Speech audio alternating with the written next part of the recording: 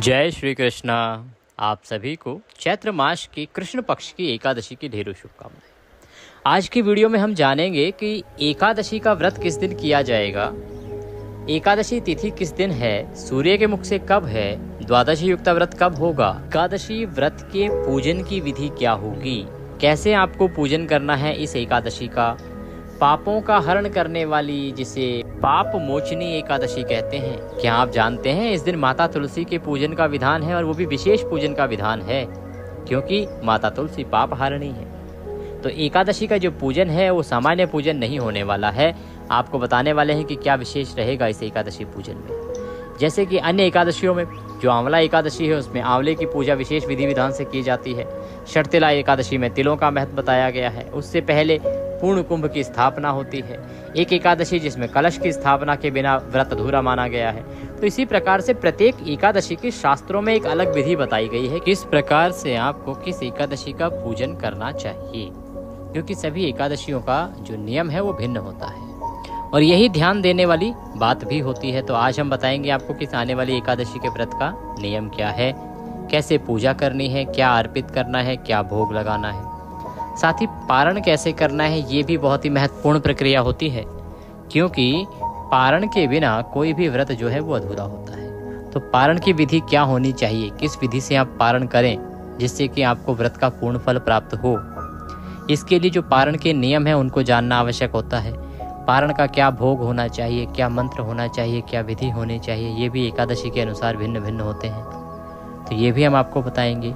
इस प्रकार से संपूर्ण जानकारी आने वाली पाप मोचनी एकादशी के बारे में आपको इस वीडियो के माध्यम से प्रदान की जाएगी। आप देख रहे हैं देवभूमि ज्योतिष संस्थान का प्रतिष्ठित यूट्यूब चैनल देवभूमि धार्मिक। हम अपने चैनल पर किसी भी प्रकार के अंधविश्वास को बढ़ावा नहीं देते हैं, वैज्ञानिक दृष्टिकोण का समर्थन करते हैं और ज्योतिष शास्त्र तथा पंचांग पर आधारित जानकारियां ही आपको प्रदान करते हैं। तिथि कब है, मुहूर्त कैसे रहेगा, कब रहेगा, ये जो पंचांग बताते हैं उसके अनुसार ही यहाँ जानकारी दी जाती है। आपसे निवेदन है कि वीडियो यदि थोड़ा सा भी उपयोगी लगे, अच्छा लगे तो उसे एक बार लाइक अवश्य कर दीजिएगा क्योंकि आपका एक लाइक हमारे लिए बहुत महत्वपूर्ण होता है। अपने व्रत की सफलता के लिए भगवान श्री हरि का आशीर्वाद प्राप्त करने के लिए कमेंट बॉक्स में अवश्य लिखिएगा जय श्री हरि या ओम नमः भगवते वासुदेवाय।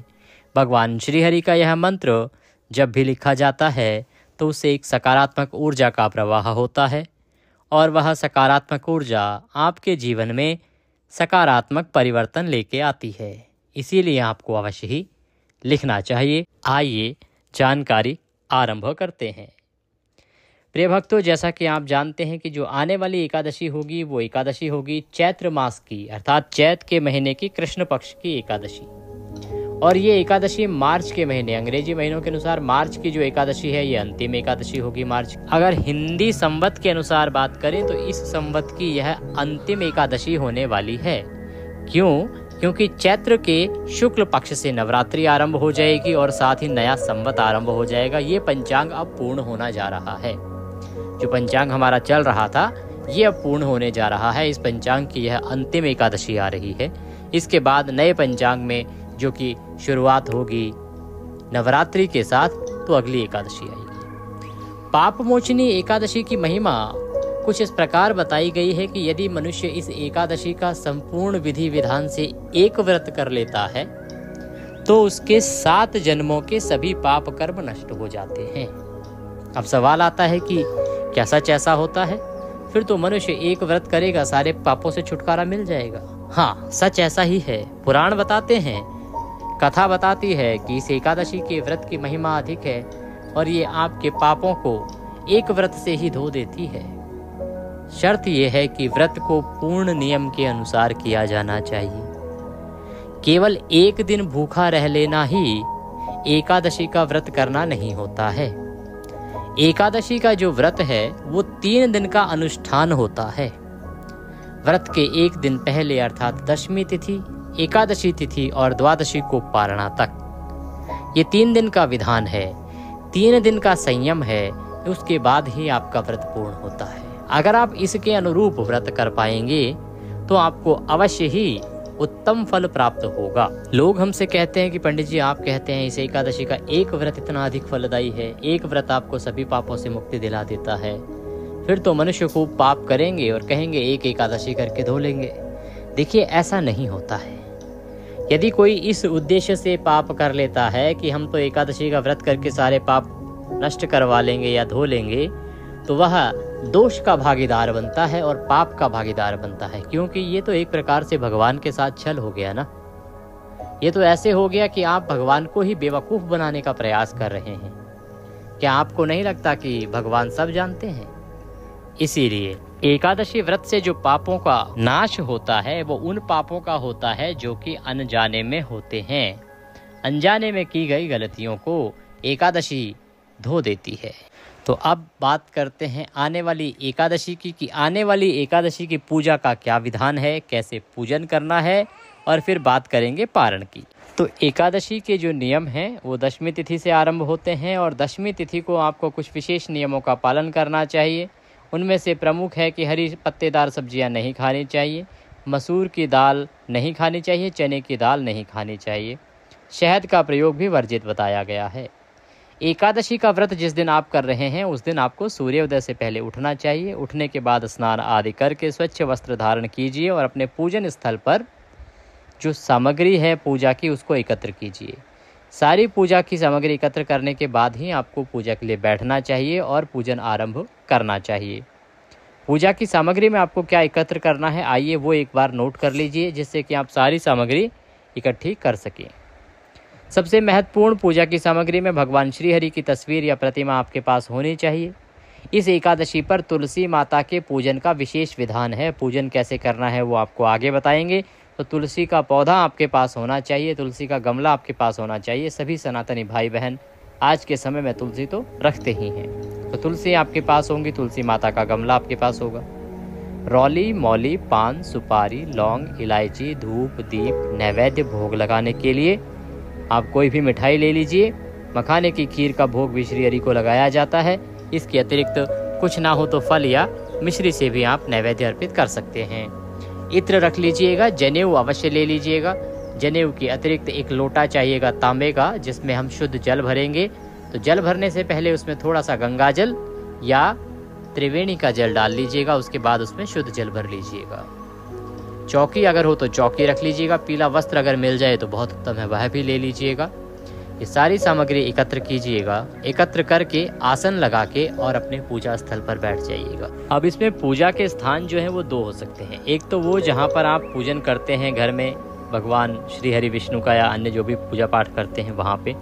अगर तुलसी का गमला छोटा है, पौधा छोटा है जिसको अंदर लाया जा सकता है तो उस स्थान पर। और यदि तुलसी का पौधा बड़ा है और गमला बड़ा है तो आपको जहाँ गमला रखा है वहीं पर तुलसी का पूजन करना चाहिए। तो सारी सामग्री एकत्र कर लीजिए। सामग्री एकत्र करके पूर्व दिशा की ओर मुख करके आसन लगा के बैठ जाएं। पूर्व दिशा में यदि उचित स्थान ना मिले तो पश्चिम की ओर मुख करके भी बैठ सकते हैं।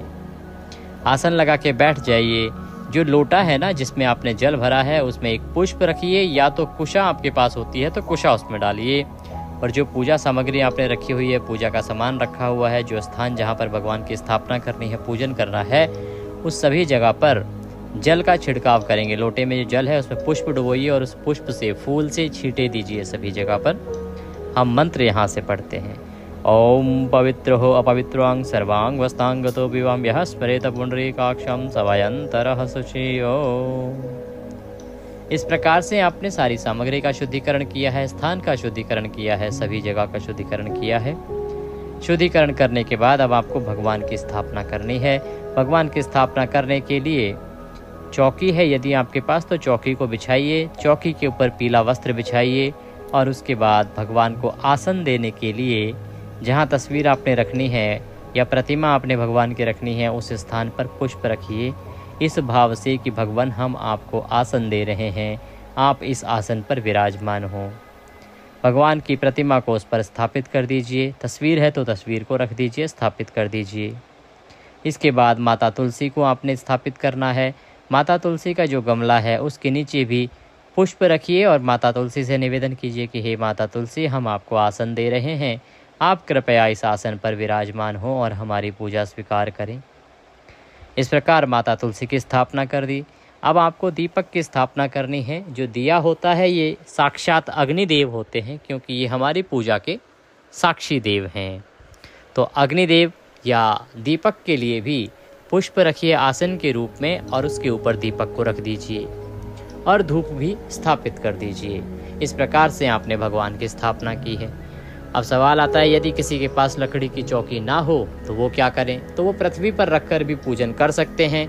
बस ध्यान रखें कि तस्वीर या प्रतिमा के नीचे आसन के रूप में कुछ न कुछ अवश्य रखें, पुष्प आदि अवश्य रखें, इस भाव से कि भगवान हम आपको आसन दे रहे हैं, इस पर आप विराजमान होइए। इस प्रकार भगवान की स्थापना करेंगे। स्थापना करने के बाद अब आप आचमनी करेंगे। आचमनी करने के लिए एक चम्मच से अपने हाथ पर जल लीजिए, हाथ धो लीजिए। हस्तो प्रक्षालनम। आपको एक एक चम्मच जल एक एक मंत्र पर पीना है हाथ धोने के बाद।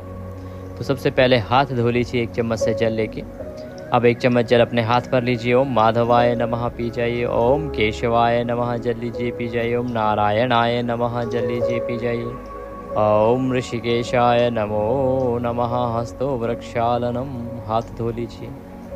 हाथ धोने के बाद अपने आप को मौली बांधिए, तिलक कीजिए। अब आप पूजा के लिए तैयार हैं। सर्वप्रथम दीपक को प्रज्वलित कीजिए, धूप जलाइए और व्रत करने का, पूजन करने का संकल्प कीजिए। संकल्प करने के लिए अपने सीधे हाथ में 1 रुपये का सिक्का कम से कम रखिए और जल लीजिए। 3 बार बोलिए ओम श्री विष्णु, ओम श्री विष्णु, ओम श्री विष्णु। अपना नाम, अपना गोत्र, जिस स्थान पर बैठकर आप संकल्प कर रहे हैं वहाँ का मकान नंबर, क्षेत्र का नाम, शहर का नाम। चैत्र मासे कृष्ण पक्षे पापमोचने एकादश्यायां पूर्णतिथयो एकादशी मध्ये आयु आरोग्यता प्राप्त्यार्थाय धन संपत्ति प्राप्त्यार्थाय एकादशी व्रत पूजनम संकल्पम संकरिष्ये। बोलिए सौ श्री विष्णु शरणौ शरणम प्रपद्ये। और यह संकल्प भगवान के चरणों में अर्पित कर दीजिए। संकल्प अर्पित करने के बाद अब हम पूजन में आगे बढ़ेंगे। भगवान को पद्य, अर्घ, आचमनी आपने सबसे पहले कराना है। तो भगवान के सामने या तो एक पात्र रख दीजिए, कटोरी रख दीजिए जिसमें आप जल अर्पित करेंगे, और यदि प्रतिमा है तो प्रतिमा को आप सीधा भी जल चढ़ा सकते हैं। ओम पद्यम समर्पयामि। 1 चम्मच जल लीजिए, भगवान को चढ़ाइए। ओम अर्घ्यम समर्पयामि। पुनः 1 चम्मच जल लीजिए, भगवान को चढ़ाइए। ओम आचमनीम समर्पयामि। 1 चम्मच जल लीजिए, भगवान को चढ़ाइए। ओम स्नानम जलम समर्पयामि। स्नान कराएंगे भगवान को, तो स्नान जिनके पास तस्वीर है वो पात्र में 1 चम्मच जल अर्पित कर दीजिए। अन्यथा बाकी जो लोग हैं वो भगवान को अभिषेक करा सकते हैं। जिनके पास प्रतिमा है वो भगवान को स्नान कराइए, प्रेम से स्नान कराइए। और जो चम्मच से जल अर्पित कर रहे हैं ना, वो भी भाव इस प्रकार से रखिए कि आप खूब सारे जल से भगवान को स्नान करा रहे हैं, नहला रहे हैं। ओम स्नानम जलम समर्पयामि। स्नानम स्नान्ते पंचामृत स्नानम। पंचामृत स्नान कराएंगे भगवान को। पंचामृत स्नान कराने के लिए पंचामृत बनाइए। थोड़ा सा कच्चा दूध, दही, घी, शहद। शहद जो है वो एकादशी पे नहीं लिया जाता है, इसलिए शहद के स्थान पर आप गंगा जल ले लीजिएगा और शक्कर मिला लीजिएगा। इन 5 चीज़ों से आपको पंचामृत बनाना है। पंचामृत बना के भगवान को अभिषेक कराएंगे, पंचामृत अर्पित करेंगे। जो लोग तस्वीर पर पूजन कर रहे हैं, चित्र पर पूजन कर रहे हैं ना, वो ऐसा कीजिएगा कि फूल के ऊपर पंचामृत लगाइएगा और वह अर्पित कीजिएगा भगवान को। ओम पंचामृत समर्पयामि। और जो प्रतिमा पर पूजन कर रहे हैं वो भगवान को स्नान कराइए पंचामृत से। ओम पंचामृत स्नानम समर्पयामि शुद्धोदक स्नानम। अब शुद्ध जल से स्नान कराएंगे भगवान को। 1 चम्मच जल लीजिए, सामने रखे तस्वीर के आगे कटोरी में छोड़ दीजिए और जो प्रतिमा पर पूजन कर रहे हैं प्रेम से भगवान को नहलाइए। शुद्धोदक स्नानम जलम समर्पयामि। वस्त्रम समर्पयामि। वस्त्र अर्पित करेंगे भगवान को। तो वस्त्र अर्पित करने के लिए मौली का टुकड़ा लीजिए, तोड़िए और वह भगवान को वस्त्र के रूप में अर्पित कीजिए, इस भाव से कि आप भगवान को वस्त्र पहना रहे हैं। वस्त्रम समर्पयामि। इत्र फुलेल लेपनम। इत्र लगाएंगे भगवान को। इत्र लगाने के लिए इत्र लीजिए, उसको रुई पर लगाइए या पुष्प पर लगाइए और वह भगवान को अर्पित कीजिए। इत्रम समर्पयामि। इत्र लगाने के बाद भगवान को तिलक कीजिए। ओम तिलकम तिलकांते चंदनम महत्पुण्यम पवित्रम पापनाशनम। तिलक कीजिए भगवान को, प्रेम से तिलक करिए। तिलक करने के बाद पुष्पम समर्पयामि। पुष्प अर्पित कीजिए। खुले फूल हैं तो खुले फूल चढ़ाइए, अन्यथा माला अर्पित कीजिए। पुष्पम समर्पयामि, धूपम दर्शयामि, दीपम दर्शयामि, धूप दिखाइए, दीप दिखाइए, नैवेद्यम समर्पयामि, नैवेद्य अर्पित कीजिए। नैवेद्य के रूप में आप मिठाई भगवान को अर्पित कर सकते हैं, ड्राई फ्रूट्स चढ़ा सकते हैं, फल चढ़ा सकते हैं, और कुछ भी ना मिले तो आप मिश्री लीजिएगा, नैवेद्य के रूप में भगवान को अर्पित कीजिएगा। ओम नैवेद्यम समर्पयामि। जलाचमनिम कुरुः, जलाचमनी कराइए, 1 चम्मच जल लीजिए, भगवान को अर्पित कीजिए। जलाचमनिम समर्पयामि। ताम्बूलम पूंगी फलम शुभ दक्षिणायाम शुभदो वरदो भवः। तांबूल अर्पित करेंगे। तांबूल कैसे? पान का पत्ता लीजिए, डंडी तोड़ दीजिए, 2 लौंग, 2 इलायची और 1 सुपारी उसमें रखिए। पान का बीड़ा बनाइए और वह भगवान को प्रेम से अर्पित कीजिए। तांबूलम पूंगी फलम शुभ दक्षिणायाम। जो भी दक्षिणा आप भगवान को अर्पित करना चाहते हैं वह दक्षिणा चढ़ाइए और भगवान को प्रेम से निवेदन कीजिए कि प्रभु, हम ये एकादशी का जो पूजन कर रहे हैं, व्रत कर रहे हैं, इसमें कोई त्रुटि हो तो उसे क्षमा कीजिएगा, इसे स्वीकार कीजिएगा और दया का आशीर्वाद प्रदान कीजिएगा। हम इतनी शक्ति दीजिएगा कि हम इसको पूर्ण रूप से अच्छे से कर पाएँ। इस प्रकार भगवान से निवेदन करना है। भगवान से निवेदन करने के बाद अब आपको माता तुलसी का पूजन करना है, क्योंकि ये पापमोचनी एकादशी है, पापों का हरण कर लेती है। लेकिन पापहारिणी कौन है? माता तुलसी पापहारिणी है। उनकी कृपा के बिना पापों का मोचन तो नहीं होगा। तो तुलसी माता का पूजन करने के लिए सबसे पहले पद्य अर्घ आचमनी आप माता तुलसी को अर्पित करेंगे। 1 चम्मच जल। ओम पद्यम समर्पयामि। माता तुलसी की जड़ों में जल अर्पित करेंगे। पद्यम समर्पयामि, अर्घ्यम समर्पयामि, ओम जलाचमनिम समर्पयामि। अब माता तुलसी को आप स्नान कराएंगे। स्नान के लिए जल अर्पित करेंगे। देखिए, अब सवाल बहुत सारे लोग जो हैं हमारे दर्शक सवाल कर सकते हैं, पंडित जी एकादशी के दिन क्या हम तुलसी को जल दे सकते हैं क्या? हमने कहीं जगह पढ़ा है, सुना है। देखिए, एकादशी के दिन तो तुलसी की पूजा वैसे ही बताई गई है। तुलसी विवाह भी तो एकादशी पर ही होता है। माता तुलसी की पूजा एकादशी के दिन बहुत उत्तम है। हाँ, द्वादशी के दिन परेशान नहीं करना है और पत्ते नहीं तोड़ने हैं माता तुलसी की। जल अर्पित करने में एकादशी को कोई दोष नहीं है, रविवार का अवश्य ही दोष माना जाता है। तो हम जल से सींचेंगे माता तुलसी को। यदि आपके पास त्रिवेणी का जल है तो आप वह अर्पित कीजिएगा। ओम स्नानम जलम समर्पयामि। पंचामृत स्नानम। पंचामृत स्नान के रूप में पंचामृत बनाया ही होगा आपने, अभी भगवान की पूजा की थी तो पंचामृत से एक पुष्प पर पंचामृत लगाइए और वह माता तुलसी को अर्पित कीजिए। पंचामृत समर्पयामि। पुनः शुद्ध्योदक स्नान कराइए, पुनः जल अर्पित कीजिए। शुद्ध्योदक स्नानम जलम समर्पयामि। अब माता तुलसी को प्रेम से वस्त्र अर्पित कीजिए। वस्त्र के रूप में मौली का टुकड़ा तोड़िए और वह अर्पित कीजिए। यदि अन्य वस्त्र आपके पास हैं तो वह चढ़ा सकते हैं। वस्त्रम समर्पयामि। तिलकम तिलकांते। चंदन का तिलक लगाएंगे माता तुलसी को। ये जो खर मास चल रहा है ना, इसमें माता तुलसी को रौली कुमकुम आदि नहीं लगाना है, चंदन लगाना है। तो चंदन का तिलक कीजिए माता तुलसी को। तिलकम तिलकांते चंदनम महत्पुण्यम पवित्रम पापनाशनम। पुष्पम समर्पयामि। पुष्प अर्पित कीजिए। माला है तो माला अर्पित कीजिए। पुष्पम समर्पयामि। धूप दीप दर्शनम। धूप दिखाइए, दीप दिखाइए। नैवेद्यम समर्पयामि। नैवेद्य के रूप में जो भी आपके पास भोग हो माता को अर्पित करने के लिए वह अर्पित कीजिए। यदि आपके पास मिठाई है तो मिठाई चढ़ाइए, फल है तो फल चढ़ाइए, ड्राई फ्रूट्स है तो ड्राई फ्रूट्स आप भगवान को चढ़ा सकते हैं, और कुछ भी ना हो तो मिश्री भी आप नैवेद्य के रूप में चढ़ा सकते हैं। नैवेद्यम समर्पयामि। जलाचमनिम कुरुः।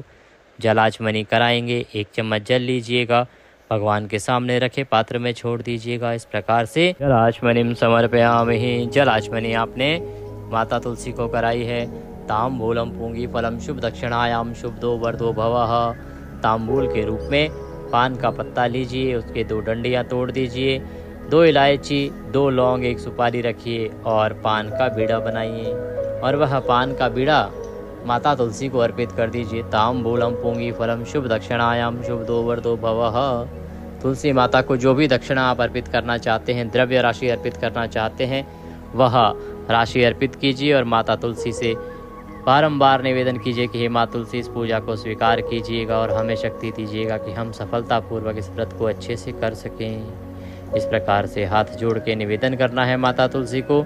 और आपका ये जो पूजन है, इस पूजन को करने के बाद अब आपने कथा श्रवण करनी है।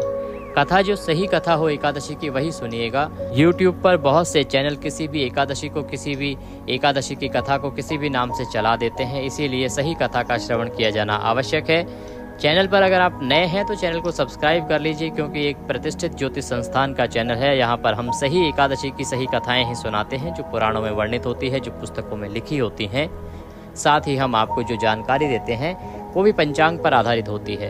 तो चैनल को सब्सक्राइब करने का लाभ ये होगा कि आपको सभी जो पूजा पाठ है ना, उनकी सही जानकारियाँ मिलती रहेंगी, जो शुभ मुहूर्त हैं उनकी जानकारी मिलती रहेंगी, सही जो समय है उनकी जानकारी मिलती रहेंगी, और सभी व्रत आदि की विधियां क्या हैं, सही कथाएं क्या हैं, वो सुनने को मिलती रहेंगी। तो सब्सक्राइब कीजिए और उसमें बेल आइकन का निशान जो है, बेल का निशान बनाता है, उसको अवश्य दबाइएगा, तभी सारे वीडियोस आपको मिल पाएंगे। तो कथा सुननी है, कथा सुन के आप विष्णु सहस्त्र नाम का पाठ सुनिएगा। दोनों ही चीज़ें हम अपने चैनल पर प्रत्येक एकादशी पर अपलोड करते हैं, तो आप उनको अवश्य सुनिएगा। सुनने के बाद आप भगवान की आरती करेंगे। आरती करके अपने दिन को नियमों के अनुसार व्यतीत करेंगे। किसी पर क्रोध नहीं करना, किसी की हानि नहीं करनी है, किसी के साथ अपशब्दों का प्रयोग नहीं करना है, किसी के साथ उलझना नहीं है। शांति से भगवान के चरणों में मन को लगाते हुए दिन को व्यतीत करेंगे। अपने रोजगार को देखेंगे, ऑफिस जाना है ऑफिस को जाएंगे, परंतु उग्र नहीं होना है और किसी का भी अहित नहीं करना है। इस दिन शांत चित्त होकर इस भाव से कि भगवान आपके घर में विराजमान है, तो आप किसी भी प्रकार का कोलाहल और कौतूहल का माहौल घर में ना रखिए, शांत वातावरण बनाए रखिए। अपने दैनिक कार्यों को करते हुए दिन को व्यतीत कीजिए। सायंकाल को संभव है तो कीर्तन कीजिए, रात्रि को संभव है तो जागरण कीजिए, संभव हो तो रात्रि को पृथ्वी पर शयन कीजिए, और अगले दिन पारण के लिए सूर्योदय से पहले उठ जाइए, क्योंकि जो पारण है ना, उसकी विधि कुछ अलग होती है। अब इस एकादशी पर पारण कब करना है, क्योंकि कुछ एकादशियां ऐसी होती हैं जिन पे हम सुबह सुबह पारण नहीं कर पाते हैं, फिर भी हमें एकादशी के व्रत में सूर्योदय से पहले उठ जाना चाहिए, चाहे पारण देर से हो चाहे जल्दी।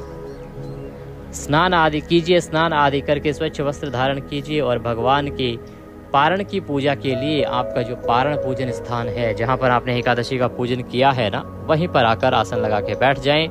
आपने यदि दीपक का खंड जलाया था तो बहुत उत्तम है, अन्यथा पुनः दीप प्रज्वलित करें। पुरानी फूल मालाएं उतार के रख दीजिए, नई फूल मालाएं पुनः आप चढ़ाएंगे। जैसे अभी हम पूजन करेंगे, पारण का पूजन करेंगे।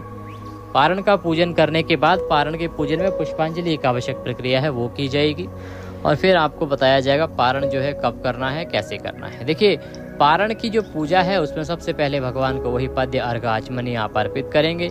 भगवान को स्नान कराएंगे, स्नान करा के वस्त्र अर्पित करेंगे, वस्त्र अर्पित करके चंदन लगाएंगे, फूलों की माला पहनाएंगे, धूप दीप दिखाएंगे, और भगवान को नैवेद्य के रूप में जो भी आपके पास होगा उसका भोग लगाएंगे। पारण वाले दिन आपको मखाने की खीर बनानी चाहिए, इसका विधान है। अगर आपके पास संभव ना हो तो आप कुछ और खीर आदि या जो भी बनाना चाहें वह भी सात्विक आहार बना सकते हैं। भगवान को जो है वो फलाहार का ही भोग लगेगा। अन्न जो है ना तो भगवान ग्रहण करेंगे, ना ही कोई व्रती आज के दिन अन्न ग्रहण कर सकता है। व्रत वाले दिन भोजन की बात करें कि आपने क्या खाना है क्या नहीं, तो आहार आपने फल आहार लेना है, केवल फल आहार ही आपको अलाउड है, वही खाना चाहिए। एकादशी के व्रत में अन्न आदि जो है वो कुछ भी नहीं खाया जाता है। तो इस प्रकार से आप पूजन करेंगे, पारण का पूजन करेंगे, फिर पुष्पांजलि करनी होती है, वो बहुत आवश्यक प्रक्रिया है, उसको हम पारण के विशेष वीडियो में अवश्य ही बताएंगे। अभी जानते हैं कि अब एकादशी का व्रत आप किस दिन करना चाहिए आपको, और पारण आपने किस दिन करना है, पारण का शुभ मुहूर्त और समय क्या रहेगा, सुबह सुबह कर सकते हैं या नहीं। तो एकादशी जो तिथि है वो आरंभ हो रही है 25 मार्च को सुबह 5:05 पर, और 26 मार्च को देर रात्रि को 3:45 पर ये समाप्त होगी। सूर्य के मुख से एकादशी रहेगी 25 मार्च को, 26 मार्च को द्वादशी आ जाएगी, व्रत पारण पूर्ण होने से पहले ही, इसीलिए द्वादशी युक्त व्रत भी हो जाएगा। इसीलिए श्रेष्ठ रहेगा कि आप व्रत कीजिए 25 मार्च 2025 को। 26 को आपने पारण करना है। अब पारण की बात करते हैं जी कि पारण के लिए शुभ समय क्या रहेगा। देखिए, पारण का जो निर्धारण है ना, बाकी कोई नियम मानो या ना मानो, एक नियम अवश्य मानो, और वो नियम ये कहता है कि आपको पारण व्रत के अगले दिन करना चाहिए, सूर्योदय के बाद करना चाहिए, और द्वादशी तिथि के अंदर ही कर लेना चाहिए। परंतु द्वादशी तिथि के पहले 5.5 घंटे में नहीं करना चाहिए, क्योंकि वो हरिवासर का समय होता है। इसीलिए इस एकादशी का पारण सुबह सुबह आपको नहीं करना है, क्योंकि सुबह सुबह हरिवासर का समय रहेगा। शुभ मुहूर्त की अगर बात करें तो पारण का जो शुभ मुहूर्त है वो रहेगा आपका 1:20 से और लगभग 3 बजे तक। इस समय में आप पारण करेंगे तो आपके लिए सर्वोत्तम रहेगा। जानकारी यदि थोड़ी सी भी अच्छी लगी हो तो उसे लाइक अवश्य कर दीजिएगा। कमेंट बॉक्स में भगवान की कृपा प्राप्त करने के लिए अवश्य लिखिएगा जय श्री हरि। भगवान सब पर कृपा करें। हरे कृष्णा।